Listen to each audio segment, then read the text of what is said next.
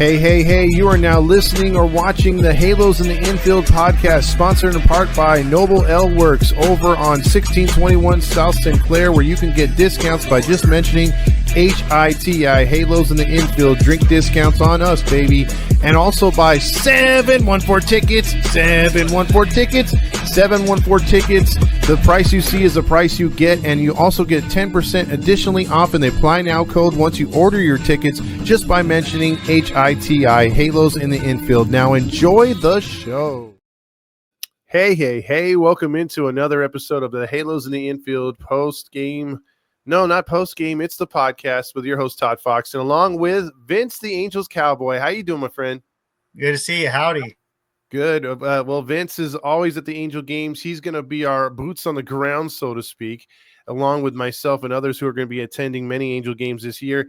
But he's new, part of the Halos in the Infield family, so we want to welcome him to the show. How you doing? Tell the Angel fans, if they don't know you already, because you're all over Instagram, Facebook, and social media, a little bit about your fandom real quick and about yourself. So I've been an Angels fan ever since I was in diapers, basically. First Angel game I ever attended, according to my family, was I think I was 3 months old. It was the game where, if true Halo fans know, when the guy went up the foul pole.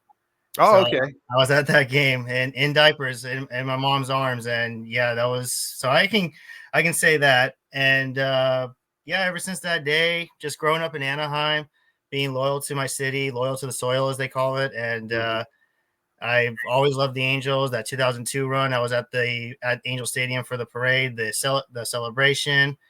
And just like a lot of Halo fans, I've stayed loyal, regardless through the ups and downs. I know I got spoiled in my entire elementary school era with winning every single year almost. And then all of a sudden I graduate high school and I go to college, and then it's like, I guess real life is about to hit.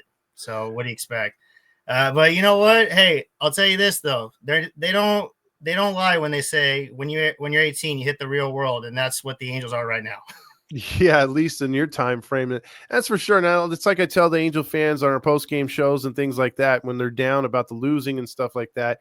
It's like, hey, man, I know it's been a rough almost decade. It's going to be a decade if we don't make the playoffs this year. But it's been rough. But, hey, when it turns around. And look how much fun it was, like you described.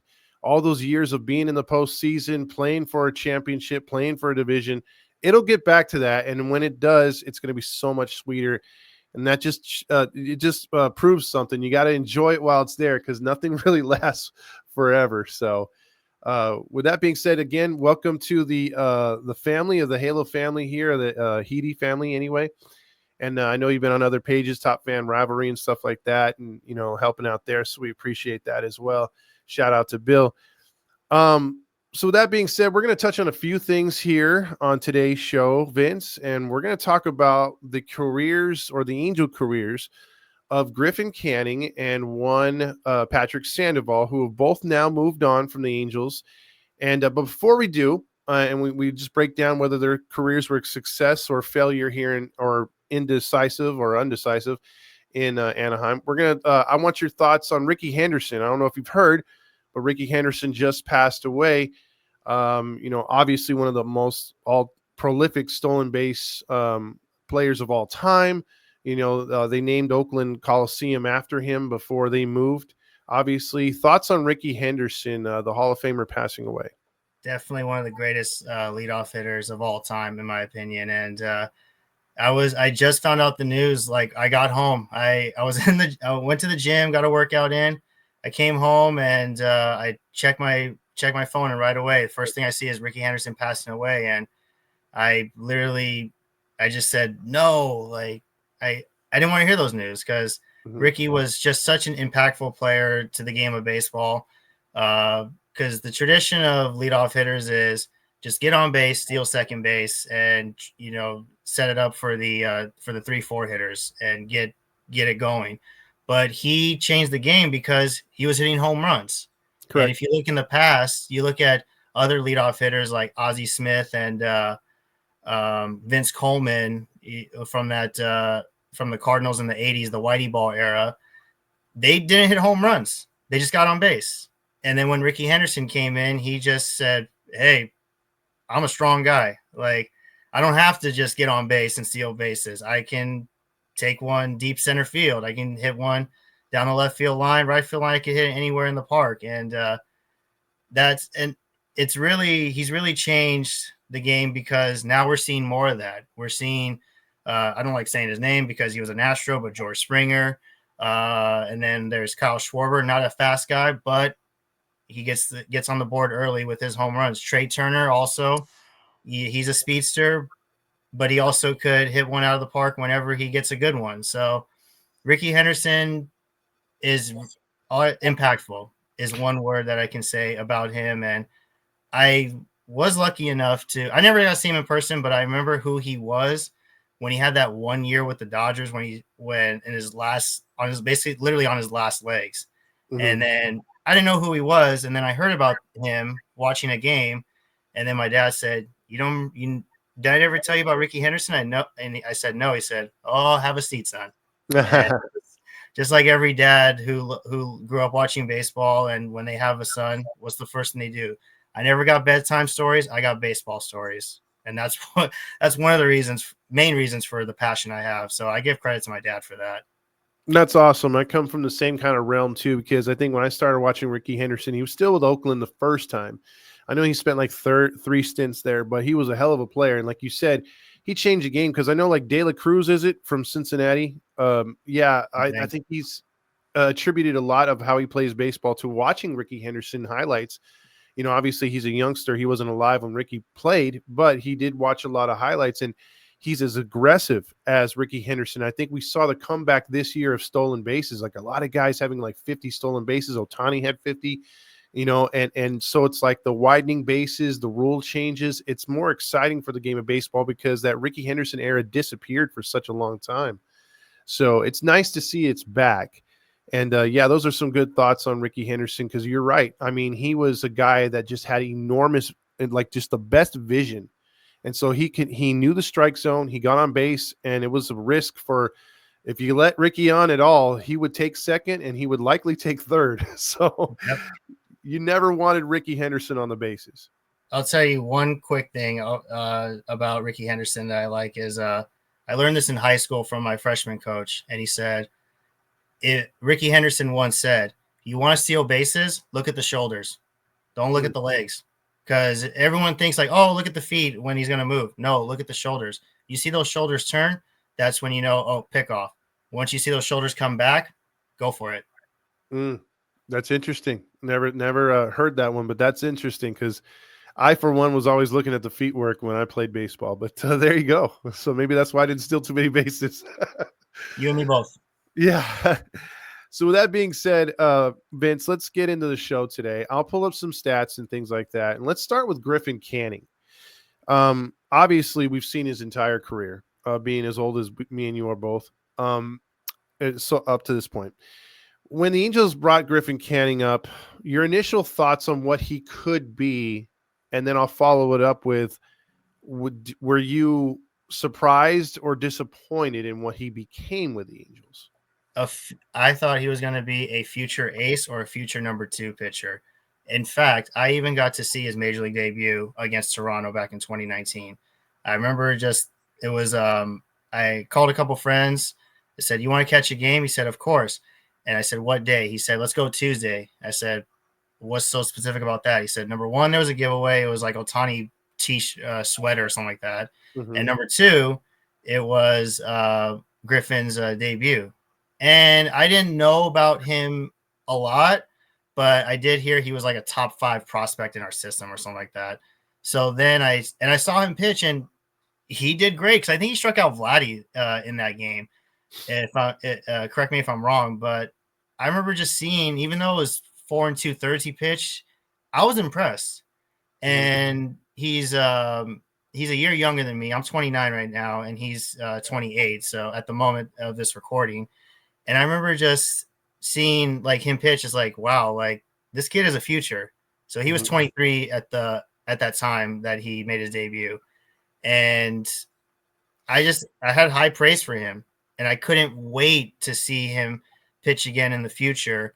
And I also got to see him later on that year. I think it was a month later or a couple weeks later when they played the Dodgers, and it was a Monday night game. And I remember he was starting. I said, okay. I mean, he kind of had some stints like where he struggled a bit, and then I said, well, maybe he'll figure it out. And I think he gave up like 3 runs in the second inning. I thought, it's going to be a long day. Here we go. And then he figured it out.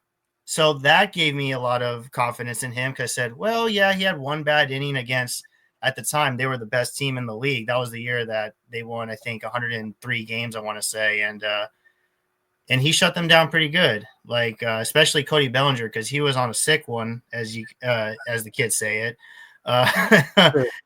during that 2019 season. And I just felt super confident that he was going to erupt into a star and an Angel future. Maybe he'd be like he was going to be like our Clayton Kershaw, maybe, or like I said, a number 2. But unfortunately, it just tailed off at the end. And I don't know if it was him like psychologically, or maybe it was just poor coaching, because there are a lot of guys that I have seen go through the Angels organization that do have futures, but for some reason they don't get coached correctly. And I think that's where he fell off a bit, because correct me for this one, how many pitching coaches have we had? 3 in the span of like 8 years?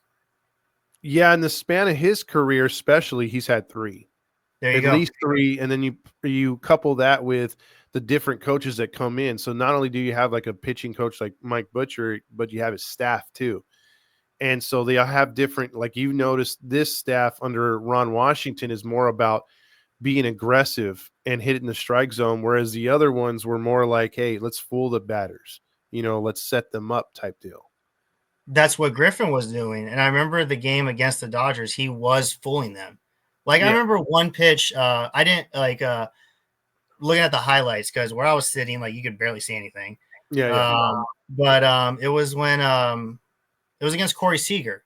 He's facing Corey Seager, and Corey Seager is really hard to pitch to, Absolutely. regardless of who he's with, whether the Texas version or the LA version.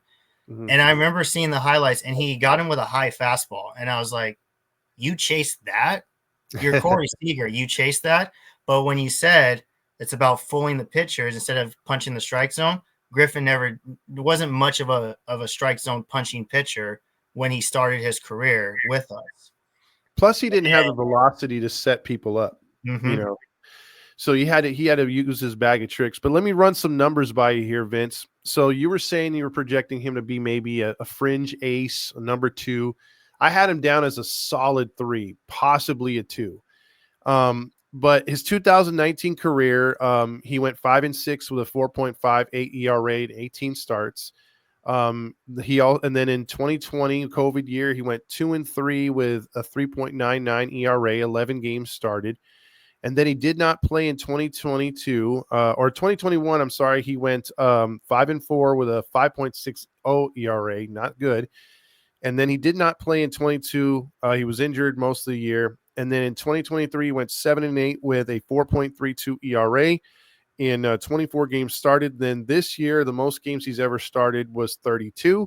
And he went 6-13 with a 5.19 ERA. Before you get to this season, Vince, up until 2023, where were your thoughts changing from that ace to number 2? I would probably say after the 21 season, because like 2020, it's a lost year. Throwaway, yeah. It's a throwaway year, and then it's like he won a Gold Glove that year, but still lost year too, throwaway year. And then I thought, well, maybe he'll pick it up just a little bit in 21, but then the struggle started coming in, and then I started losing it a bit. And I think the reason why was because he had that injury too. Correct. He had a bad back injury, and he was just going to rehab like every single day down here in Anaheim. And yeah, it was just tough to watch, because he's also a local kid. He went to Santa Margarita. He went to UCLA, and I have a thing for California baseball players that we're the best in baseball. Like if you want to draft a kid, always draft California born players because they're working hard. They're working every day. They don't have to worry about the winter with the snow and delayed games or anything. Like we're playing travel ball on Christmas Day. Yeah, true. And yeah, so he was getting a lot of work in for sure playing travel ball. And then also at UCLA, he was probably playing fall ball too. And I just thought he had an advantage. But then with the new coaching staff, because 21, that's when we had, or it was our second year with Madden. Then we had the new pitching staff. And then after when Nevin came in too, it just started going all over the place. And I think Griff just needed he needed that one pitching coach that was going to fix him, and they never did. Yeah. So I would say 21 because that was like the new because that was the Madden era and they had a new staff and everything because he had Osmus as manager, he had Madden, Nevin, and now Washington. So he's had 4 managers and like we said, 3 pitching coaches. So I think he just needed that one pitching coach that was going to say like, I know your problem. We're doing this, but he never did. And speaking of that, Vince, that's a good point. Barry Enright, I know you probably have positive thoughts on him. I do too. I mean, he's gotten the most out of this pitching staff. A lot of people criticize the ERA and stuff like that. I don't. I think what they've had to work through with what you just said, the multiple pitching coaches, the different styles, Barry Enright and Ron Washington have gotten, are hammering into these pitchers. Hey, we got to throw strikes. We got to stay ahead. We got to keep these scores as low as possible. And it's working for most pitchers. Most pitchers and we've seen it. The guys that don't buy in, they get out of this organization real fast. To me, I'm going to ask you a question. It's a 2-part question because you saw how Griffin Canning had such a horrific start to the season, but then he went on a roll. He didn't necessarily win games, but he was giving up only 3 runs or less. He was pitching late into games. He was pitching really good till the end of the year. And then he kind of fell off again. But with that being said, do you think Griffin Canning bought into what Enright and also Washington were preaching? And at the end of the day, when they evaluated how his 2024 went, they felt that he just didn't fit their system? Here's what I think. I think he did fit the system because he went on that roll. But the end of the year, here's where the problem is. The league figured him out. That's the simplest answer when it comes to pitchers struggling. Because the easiest thing is like, oh, well, the coaching, like they switched him up. No. You forget that baseball is a cat and mouse game.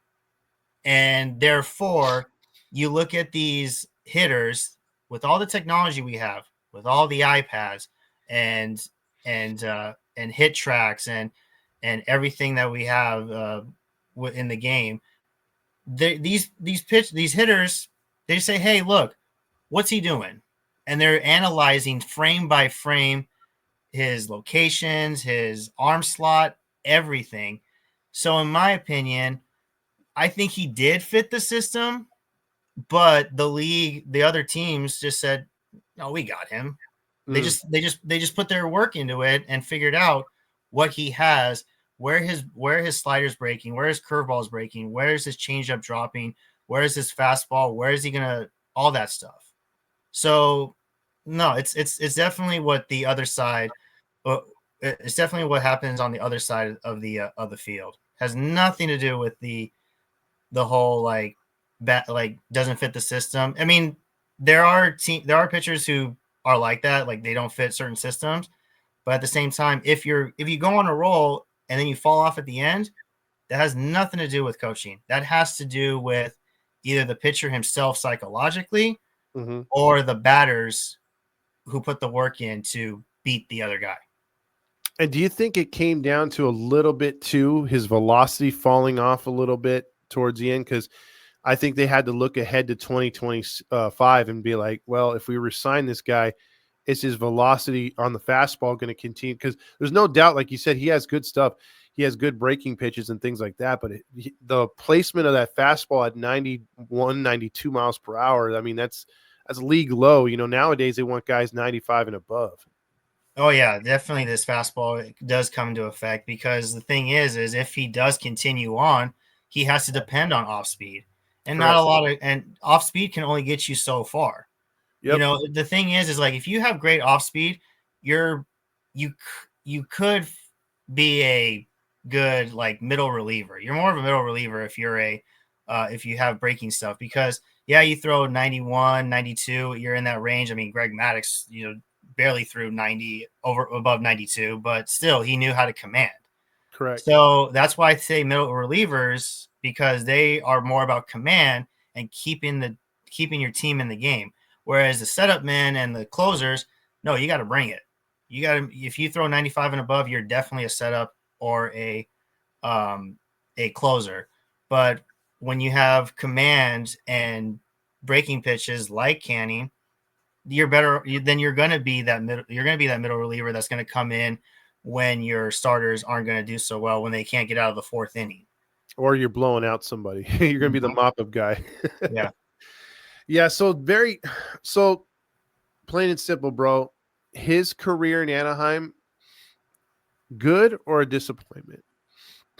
I would say disappointment because there was a lot of hype. There was a lot of hope. I had hope. You probably had hope. Mm-hmm. Majority, I mean, maybe 40% had hope. The ones that knew him, basically. Yeah. And like you said, too, you throw in the local aspect, being able to see this guy maturate through the system down here, grow up, and then high school, and then go to college at UCLA. Yeah. So you root for guys like that. So, yeah, I would have to agree with you, Vince. I'd have to say his time here was a disappointment because we did have high hopes for him. Now, let's move on to another local kid who, again, to me, Vince, I don't know if you agree or not, but I think he had a little bit of Jared Weaver in him with his fieriness, his competitiveness, and then he had a little bit of Chuck Finley minus the forkball, that command, and we're going to talk about Patrick Sandoval's career with the Angels because he too put in 6 years with the Halos, and he has now moved on to Boston as Griffin Canning has moved on to the Mets. Initial thoughts, I'll ask you the same thing on Patrick Sandoval. When you first saw him break in, where did you think he was going to fit in the Angel organization when we got him from Houston? I actually had no hopes for him. Okay. Here's why. 2020. Oh, yeah. Don't worry. It's a lost year. I get it. Throwaway year. Yeah. No, it's not like a broken record, but yeah, it's a throwaway year. But in the games he pitched, I was not impressed. I remember the game against the Dodgers. I remember seeing him on there, and I think he gave up 2 home runs to Cody Bellinger that game. I just figured, like, dude, you're a lefty. You're facing a lefty. You should have the advantage, and you can't get this guy out. And don't get me wrong, Belly was coming off an MVP year, but 2020 affected a lot of guys from the year prior. Just because you were hot in 19 doesn't mean you're hot in 20 because of that long break you had to take, just staying at home doing nothing. You weren't seeing live pitching and all that stuff. But Patrick Sandoval made Cody Bellinger like the MVP of 2019. Yeah. So I didn't have any confidence in him that year, after at least that around that time. And then 21, seeing him again is thinking like, okay, well, I still had my doubts. Like I didn't think he was going to break out anywhere. And then it just started getting worse. And there was some hope. I think the only time I had hope was that no-hit stint he had in Minnesota. Oh yeah, where he almost got it right. Once, because I was watching part of the game, then I had to work that night. So I was listening on the radio on the way to my job. And I actually heard when the no-hitter got broken. And I felt so great. It was like, okay, maybe it'll carry over. Maybe it's a start. But it turned out to be a fluke. Yeah, Go ahead. I was just gonna say he had a near one in Detroit too. So I mean he's had a couple flirtations with it. And here's the thing with Sandoval too, man. I'm like the same. It's sort of like you never knew what you were going to get with him. You know, one start you'd say, man, this guy is like nails. If we could just get some run support for him. And then it was the other night where you're like, okay, I think we have the advantage. He's facing an inferior pitcher, and he comes out there and he gets shellacked. And you're like, what the hell? He couldn't get out of the third inning. Yeah. And I think that was the most frustrating thing with Sandoval, because you saw that he had so much potential with his, when he was on, he was friggin' on. He just could never be consistent. And then you couple that, Vince. I don't know if you know of any other pitcher or can name another Angels pitcher that has had the worst luck with run support as a starter, man. Because even when the dude was pitching great, I mean, they couldn't scratch along a hit sometimes. Hector Santiago. Oh, that guy too. Okay, yeah, I forgot about him. Good pull. Good pull. 2015. Yeah. No, 14 and 15. What? Which one was the year he was? Santiago was an all-star. Wasn't he an all-star? 15. 15. Yeah, that's right. Yeah, he could not get run support to save his life either. I don't understand it, bro. I mean, how many games did you watch where Sandy actually came out there and he looked like a bull? He looked like an ace. Man, I mean, besides the no-hitter games, I mean, that's it so far.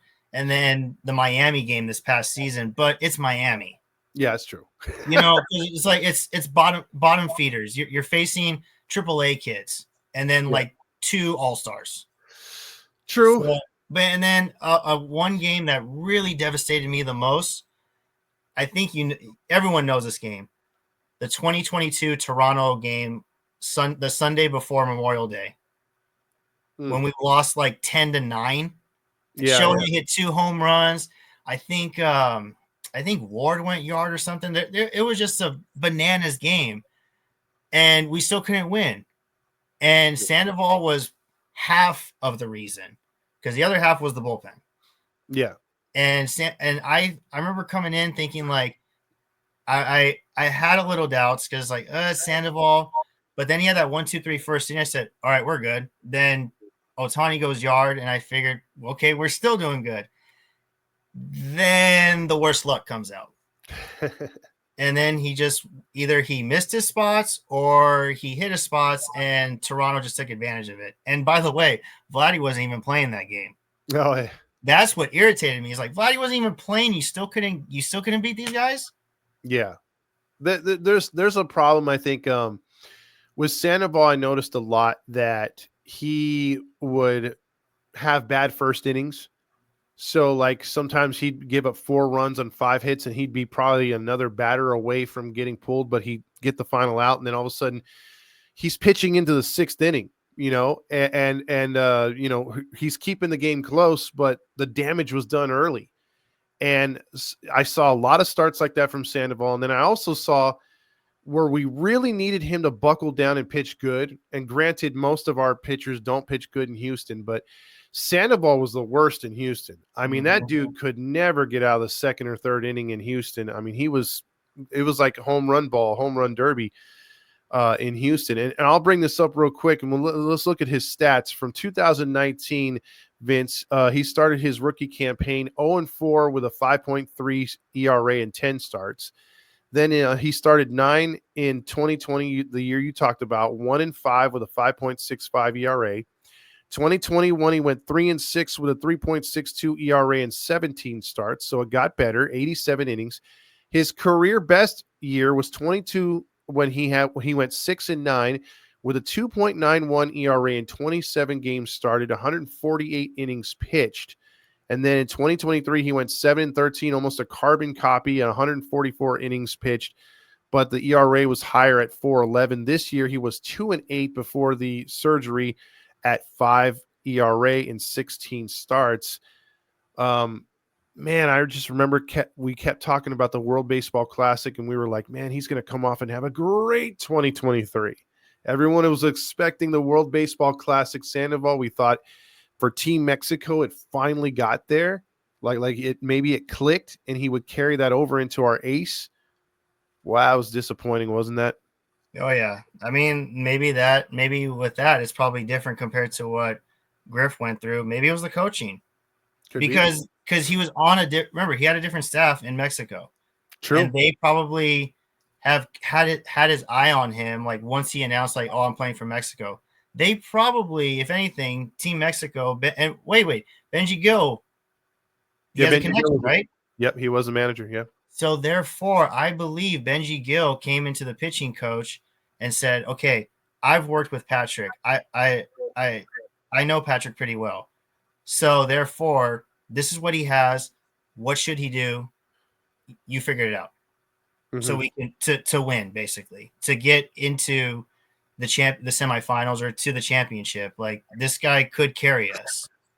So yeah, I think the connection with Benji Gill helped a bit for Mexico. But then when he got back to Anaheim, then it was back to like the old ways. Like, nope, we're gonna go back to what you did last year, because 2022 like was his best year, like you said. So the Angels probably figured like, nope, we'll stick to what you learned in 2022, what got you to that 2 point ERA, and transfer it to here. When instead they should have said, what'd you do in Mexico? Yeah, absolutely. I absolutely agree. And here's a frustrating thing. I think, Sandoval was another Epler guy along with Canning and stuff like that. We've seen how Perry has done his damnedest to get rid of a lot of these Epler guys. And that's why I was surprised that, we have certain players left over here from the Epler era, because I'll give Perry one thing. He does draft pretty good, and he gets the guys that he wants in here.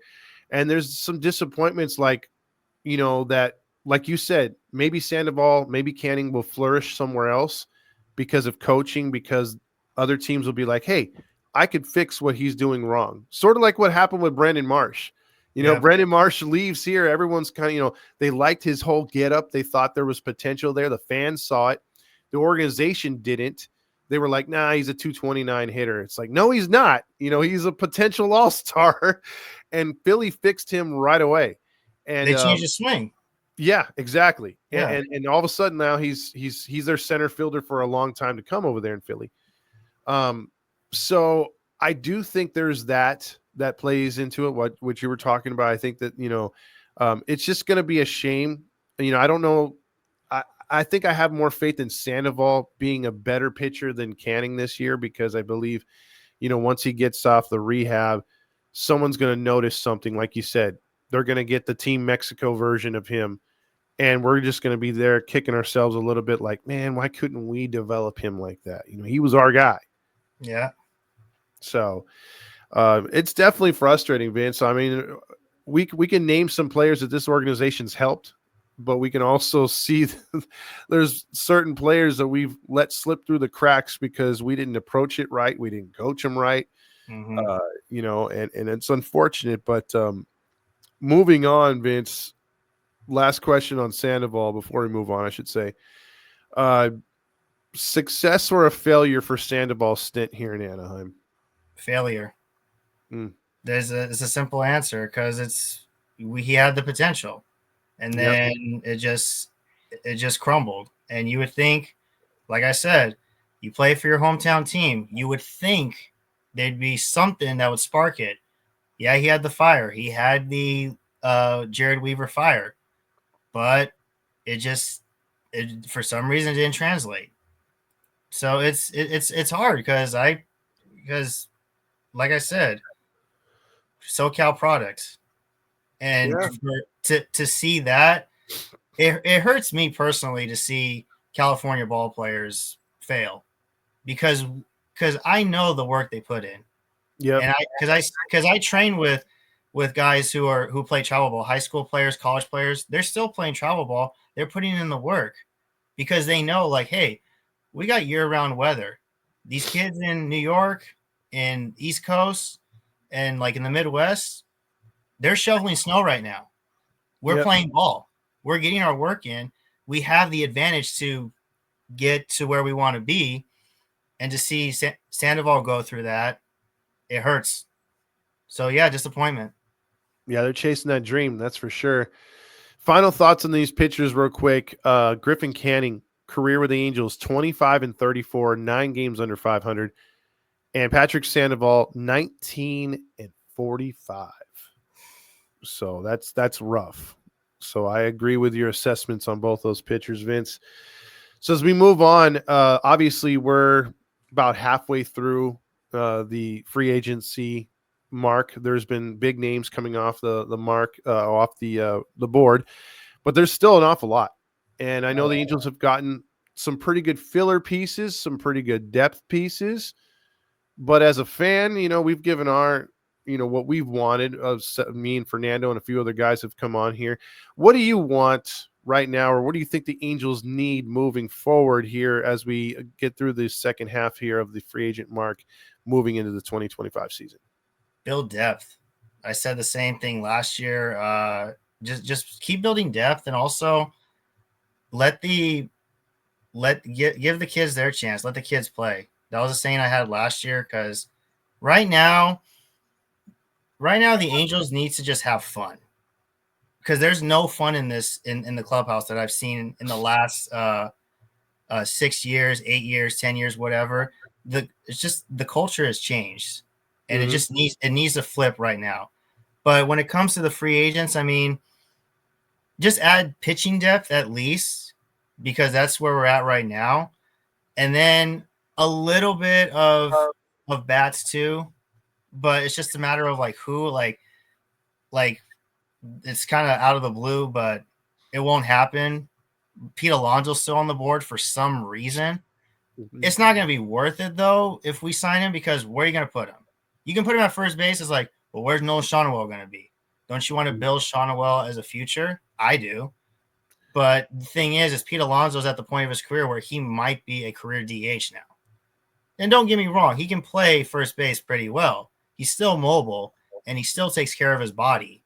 I mean, my favorite phrase from him is chocolate milk and squash. That's the secret to hitting home runs. And I'm wrong there, because I drink my chocolate milk every night for sure. And but it's out of the blue. Like, I don't think it's gonna happen, but like Pete Alonso is one, but it's not gonna happen. I would just say get pitching depth for this offseason, and then just one bat, but it doesn't have to be a like over the top bat, obviously. I mean, because you got Jorge Soler at DH, but the thing is Soler is he's not getting any younger, and right now he's not going to play defense. He's going to be a full-time DH, and there might be times where but he'll probably platoon. Maybe there's a day where Trout needs to get a day off and he is just DHs, but I know he doesn't want to. And I don't blame him actually to platoon or to do strictly DH, because I've played in games where I've DH'd in like high school, college, semi-pro, Sunday leagues. I don't like DHing because you're sitting down. Yeah. The only movement you have, you only move your body for like on average 2 minutes per at bat. So if you add it up, you get 4 at bats. You're only moving your body for 8 minutes. Well, yeah, depending on when you play, you'd have to have a downstairs clubhouse to where you could still be taking BP, in between innings and stuff like that, trying to stay fresh. But yeah, I mean, I'm the same way. I still think we need a starter or two still. I think that's my main concern right now. I think the bullpen will find itself. It's so easy to get bullpen pieces. I'm not even worried about that. I'm worried more about getting a starter or two and another, someone that could I'm not looking for power. I'm looking for hits. I'm looking for average. So if I can get someone that hits for average, no matter where we play them, I'm down with that too. But we'll see, because Vince, this division coming up as we close things out here is looking more and more competitive, and not because they've gotten better. I was hoping you were going to talk about the division, because I was ready for this one. Yeah, because that's what the final thing is on the show. I mean, this division, again, Seattle's not jumping out and making any moves. I mean, they were eyeing Walker. Walker just signed with somebody else from Arizona. They haven't really done anything. Texas has just signed back Evaldi. That's it, and he's injury prone. So they're going to come back and try to run it back again with a bunch of veterans. And then you look at Oakland, and yeah, they've made a couple nice moves, but they're still going to stink. And then Houston is shedding a lot of that veteran savvy, that winning baseball that they've had. They're still going to have their Altuves and their Alperses, but losing Tucker, my God, that's a huge blow right there. So, and they're pitching Benefits too. us. So, absolutely. So, your thoughts on the AL West? Well, on a podcast I did a couple months ago with Bill for Top Fan Rivalry, he said, "What's the one word that describes the division, the American League West?" And I said, "Wild." Hmm. It's called the Wild West for a reason, because both divisions, both American and National League West, the one thing we have in common, we always beat each other up. Correct. Because you look at the NL West, there's the last year there was 3 teams fighting for a playoff spot, maybe 3.5. The Giants were kind of, but not really there. But it was the Diamondbacks, the Padres, and the Dodgers. The American League West, it really wasn't. I mean, it kind of was too. It was Seattle and Houston. Texas had their fun for like April, and then they just got hurt. Yeah. And then obviously us in Oakland, we were fighting for who's going to get the number 2 pick. And who got the pick? We got it. We got it. So, yeah, it's going to be wild now, I believe, because the 10-year stretch, another quote from Bill that I've learned, teams go through 10-year stretches. And I believe that the Astros 10-year stretch is at an end or is about to end. Correct. Because now with Tucker gone, right when I heard Tucker was leaving, and then of course with Bregman still on the board for free agency, the first thing I said was, the dynasty's over. They're ready to build a new generation, and because Altuve he's not going anywhere. He's going to be an Astro for life. Oh yeah. And then Alvarez, he's going to be an Astro for life too, unless maybe when his contract ends, then he goes big somewhere else, or he's going to be a full-time DH anywhere else. And once I heard Kyle Tucker got traded, I felt so relieved, because I hated every single Astros game. I get a notification from MLB.com, 3-run home run, Kyle Tucker. Yeah. And then the next day, okay, we'll finally get him. 2-run home run, Kyle Tucker. Why? And then, okay, game 3, we're finally going to get him. Grand slam. Why? And so now that I hear that, it's great for us. It's also great for baseball, because we don't have to see the Astros again. Now, maybe the Astros are going to pull something like, hey, do you forget we have a good farm system too? And on top of that, we just beefed up our farm system because we got kids from Chicago, and Chicago knows how to develop too. So it's going to be scary for sure. But at the same time, I'm going to stick with my favorite phrase. It's going to be a wild, wild west. This could be a year where anybody can win. It is wide open right now. You can easily say, no, the Astros are the Astros. Yeah, but Bregman might not come back. So that might come into effect. No, I'm totally with you, Vince. My thing is about the AL West real quick is just the fact that I have to agree the West could be wild. And for a team that lost 99 games in the Angels, if they're able to stay healthy, that is a huge if. But if they're able to stay healthy and they add more depth like you were talking about and a starter like I was talking about, they could compete. This is a team that it's not me, honking my halo honk. I think they could win 84, 85 games and be right there, knocking on the door of the playoffs. Or what if they went on a run? Because look, Houston, I think, won the division with 92, 93 wins last year. I think that's the lowest they've had since winning divisions. Yeah. So, I mean, you'd think, and I think they barely got that because they got real hot in September. I mean, there was a projection that the AL West might have been won with 82 games. Yeah. So they got hot in September and were able to reel off wins to get to 90 something. But for the most part, that division was very attainable last year. Mm-hmm. So if the Angels do anything this year, they could be right there in the mix. And I think as Angels fans, me and you included, and everyone else, that even if they don't make the playoffs, for us to be watching meaningful baseball in September, I think would be a plus, correct? Oh, yeah. So Yeah. Vince, it was great to have you on the show, and we look forward to more of your shows coming here soon as you join the Heedy family, dude. Much appreciated.